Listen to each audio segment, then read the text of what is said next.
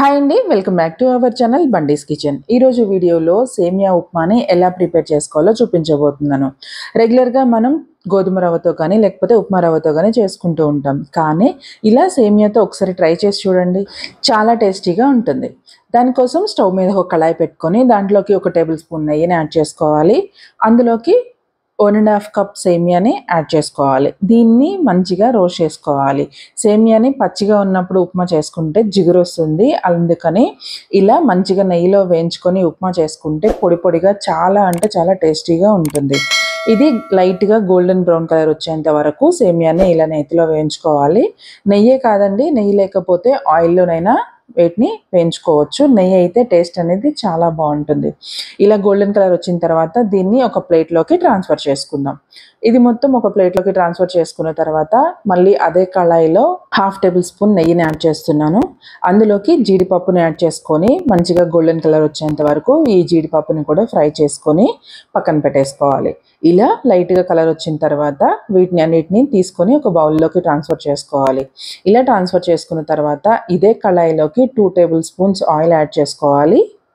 Oil heat అయిన తర్వాత 1/2 table spoon జీలకర్ర, 1/2 టేబుల్ స్పూన్ ఆవాలు, 1/2 టేబుల్ స్పూన్ మినపప్పు, అలాగే 1 టేబుల్ స్పూన్ పచ్చిశనగపప్పు ఇవన్నీ వేసుకున్న తర్వాత వీటిని మంచిగా ఫ్రై చేసుకోవాలి. ఇవన్నీ ఫ్రై అయిన తర్వాత చిన్న చిన్న ముక్కలుగా కట్ చేసి పెట్టుకున్న అల్లాన్ని కూడా ఇందులోకి యాడ్ చేస్తున్నానండి. నేను ఏ ఉప్మా చేసినా కానీ అల్లం అనేది మస్ట్ అండ్ షుడ్గా వేస్తాను.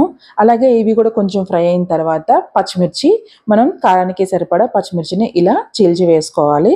ఇవి కూడా కొంచెం ఫ్రై అయిన తర్వాత ఇందులోకి కొంచెం కరివేపాకు కూడా వేసి, కరివేపాకు కూడా మంచిగా ఫ్రై అయిన తర్వాత ఇందులోకి ఒక పెద్ద సైజు ఉల్లిపాయను తీసుకొని ఇలా చిన్న చిన్న ముక్కలుగా కట్ చేసుకొని వేసుకోవాలి. ఇవి కూడా మంచిగా ఫ్రై అయిన దాకా వీటిని మంచిగా మీడియం ఫ్లేమ్లో పెట్టి ఫ్రై చేసుకోవాలి.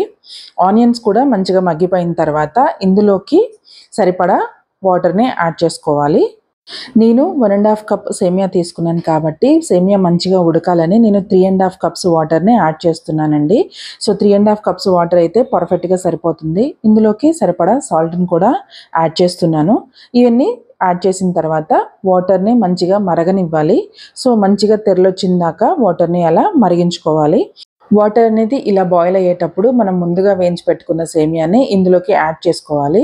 ఇలా మొత్తం అంతా యాడ్ చేసుకున్న తర్వాత ఇలా గరిటెతో మొత్తం అంతా ఒకసారి కలిపేసుకున్న తర్వాత స్టవ్ని మీడియం ఫ్లేమ్లోకి టర్న్ చేసుకొని క్యాప్ పెట్టేసుకొని 5 to 10 minutes అలా మీడియం ఫ్లేమ్లో ఉడకనివ్వాలి. ఇలా మధ్య మధ్యలో కలుపుతూ ఉండాలండి. చూస్తున్నారు కదా, ఆల్మోస్ట్ 70% అయితే ఉప్మా రెడీ అయిపోయింది.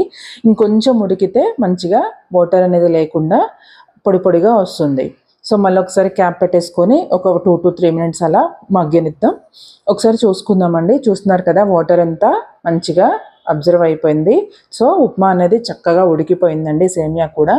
ఇప్పుడు ఇందులోకి మనం ముందుగా వేయించి పెట్టుకున్న జీడిపప్పుని కూడా ఇందులోకి యాడ్ చేసుకుందాము.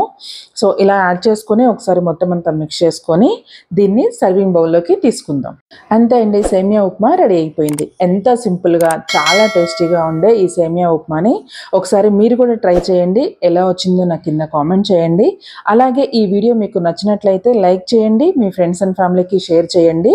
మరిన్ని వీడియోస్ కోసం నా ఛానల్ని సబ్స్క్రైబ్ చేసుకోవటం మాత్రం మర్చిపోవద్దు. Thank you for watching.